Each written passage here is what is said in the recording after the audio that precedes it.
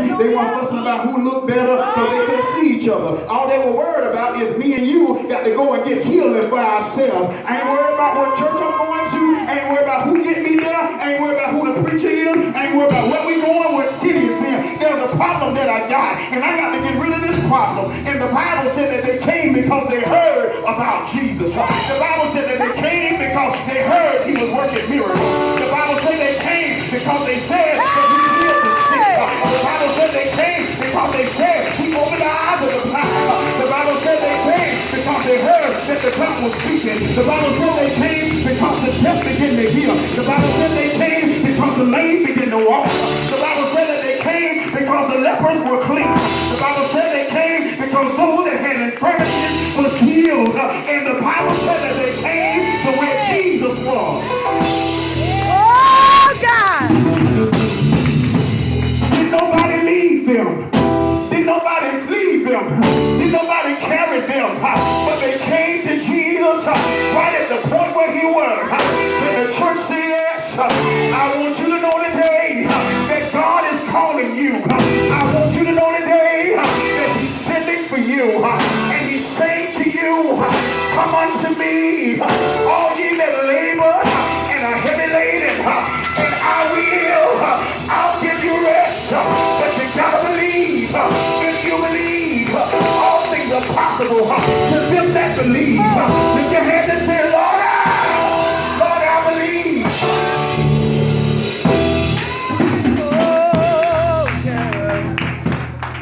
Frank and Johnny, blind, nobody leading them, but they following Jesus. How can the blind lead the blind, except both of them fall in the ditch? Well, here's where we have the problem, because if I know you blind, I'm not going to let you lead me, but you can walk with me. We give authority to people that we know are jacked up. Why would you get advice, marital advice, and I know some of y'all ain't going to agree with me with this. Talk about them. Why would you get marital advice from somebody that's been divorced 3, 4, 5 times? All right.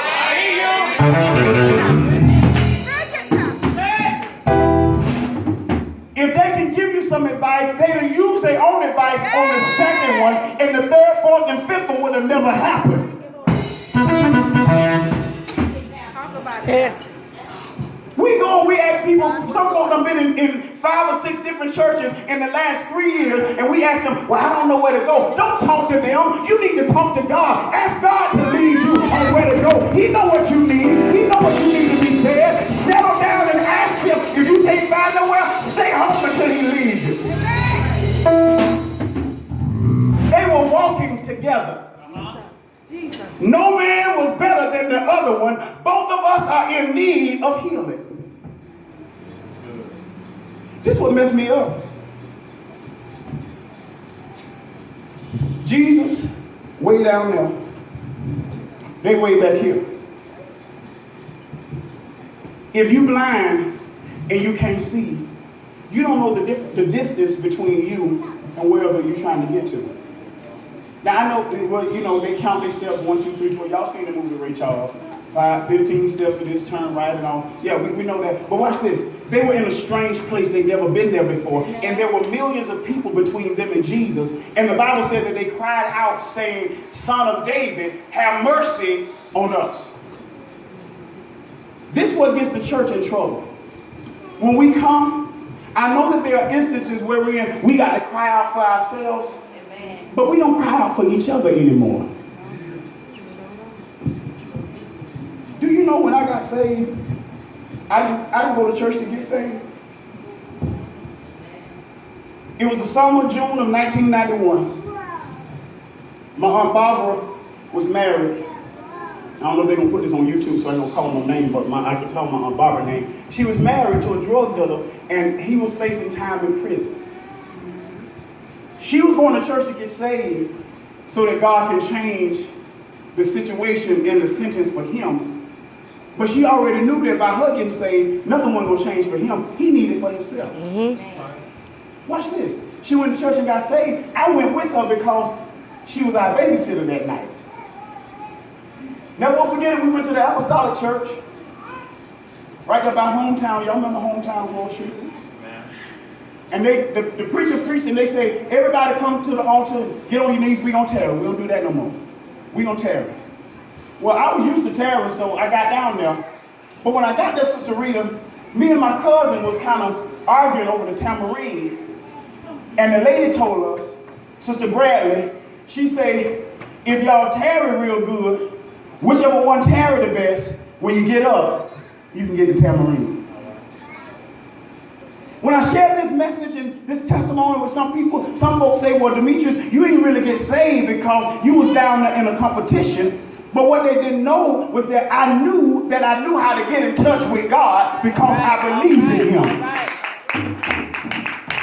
And when I got down there, some kind of way, I forgot that I was tarrying to get up with the rights to play the tambourine. His spirit came upon me and it began to feel good. And I said, God, if I can feel like this every time you come, this is what I want to continue to happen in my life. I believe that if I feel it tonight with my nasty, dirty self, I can feel like this for the rest of my life. Oh, my Lord. Thank you, Lord. Thank you, Lord. So I started out, Jesus, Jesus, Jesus, Jesus, Jesus, Jesus, Jesus, Jesus, Jesus, Jesus, Jesus, Jesus, Jesus.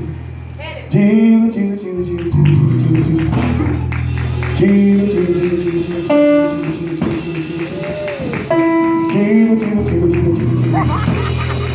See, when Sister Cole, when they taught us, they say when you call them, you got to get a tune with it. Jesus, Jesus, Jesus, Jesus, Jesus,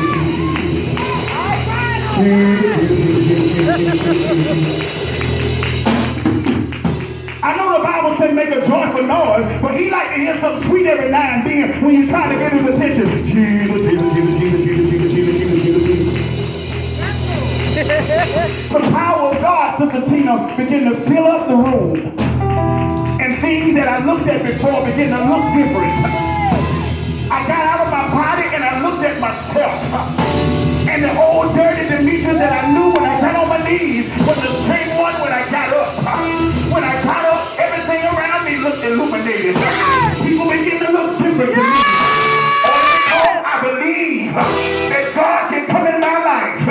I'll come to tell you today that Jesus is standing by. We used to sing a song in the old church. Reach out and touch the Lord as he passed by. You'll find out that he's not too busy to hear your heart's cry. But you gotta believe that he can save. You gotta believe that he can heal. You gotta believe that he can deliver. But you got to believe. Oh, yeah. Two blind men on one accord following Jesus. I would have got mad if I was one of them because he did not turn around and pay them any attention. The Bible said he kept walking, he went in the house. When he got in the house, the Bible said, and they came in the house.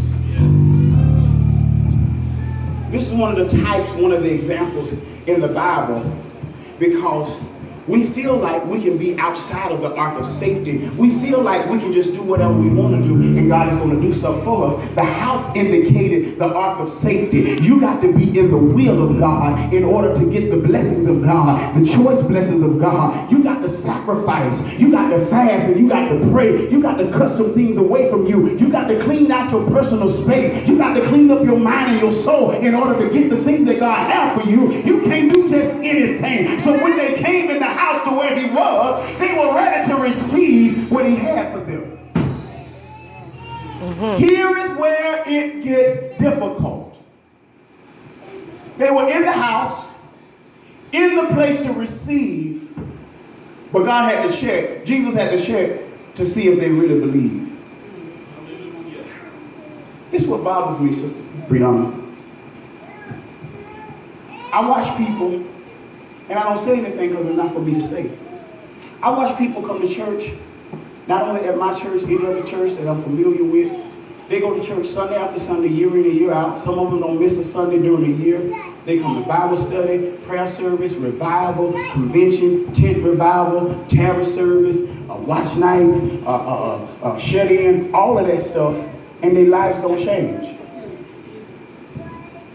And so now, Sister Parissa, it's not about what God can do. It's my pastor ain't anointed enough to deal with what I got going on.